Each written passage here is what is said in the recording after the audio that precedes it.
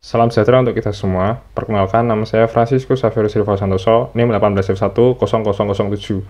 Pada kesempatan kali ini, saya akan mempresentasikan tentang seminar tugas akhir saya dengan judul Optimasi Pengereman Regeneratif pada Mesin Swiss Reduktan dengan metode magnetizing-demagnetizing. Ini adalah implementasi pada prototipe saya. Saya menggunakan motor DC sebagai prime mover yang dikoppel dengan sebuah SRM dengan konstruksi 12 buah stator dan 8 buah rotor yang kemudian dikoppel dengan rotary encoder sebagai perangkat deteksi rotor. Ini adalah satu daya 12 volt yang digunakan untuk mensuplai rangkaian kontrol. Sedangkan ini adalah dua buah IGBT yang dihubungkan sebagai konverter asimetrik.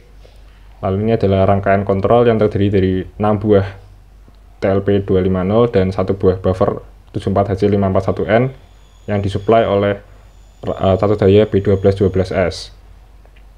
Kemudian ini adalah poin paling utama, yaitu microcontroller yang digunakan untuk memprogram dan mengeksekusi algoritma pengereman regeneratif pada SRM ini. Sekarang ini adalah 3 buah sensor arus untuk mendeteksi dan mengukur arus pada tiap fasa.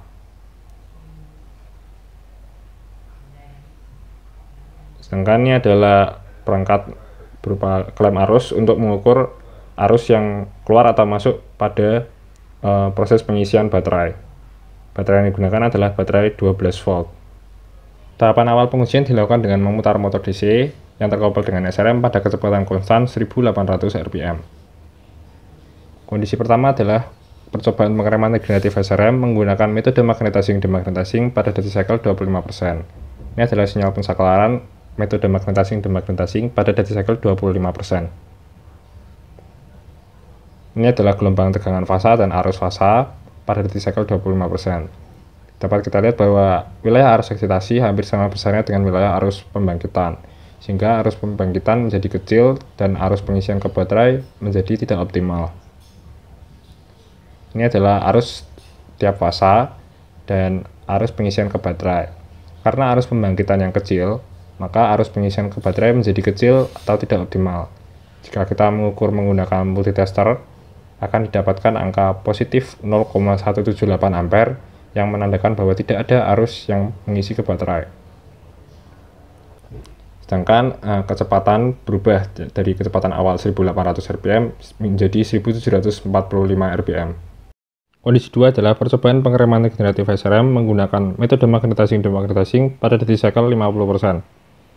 Ini adalah sinyal pensaklaran metode magnetizing-demagnetizing pada duty cycle 50%.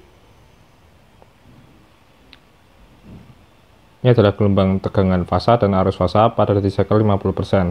Dapat kita lihat bahwa wilayah arus pembangkitan lebih besar dibandingkan wilayah arus eksitasi, sehingga arus pembangkitan yang besar dapat digunakan untuk pengisian ke baterai.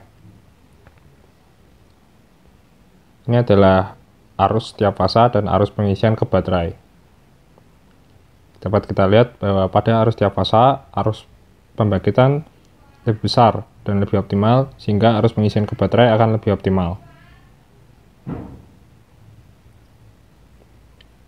Pada multitester akan menunjukkan angka minus 0,078 ampere yang menunjukkan terjadinya pengisian ke baterai. Ini adalah kecepatan akhir menurun dari 1800 menjadi 1709 rpm.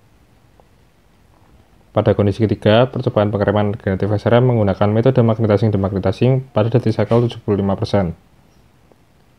Ini adalah sinyal pensaklaran metode magnetizing-demagnetizing pada duty cycle 75%. Ini adalah gelombang tegangan fasa dan arus fasa pada duty cycle 75%. Dapat kita lihat bahwa wilayah arus pembangkitan jauh lebih besar dibandingkan wilayah eksitasi, dan arus pengisian ke baterai akan lebih besar dibandingkan dengan duty cycle lainnya.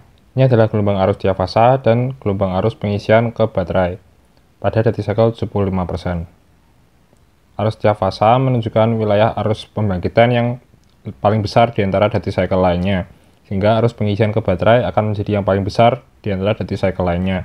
Dapat ditunjukkan pada multitester yang menunjukkan angka minus 0,373 ampere, yaitu pengisian ke baterai yang paling besar. Dan penurunan kecepatan juga adalah yang paling besar, dari 1800 rpm menjadi 1636 rpm. Itu saja dari saya, terima kasih.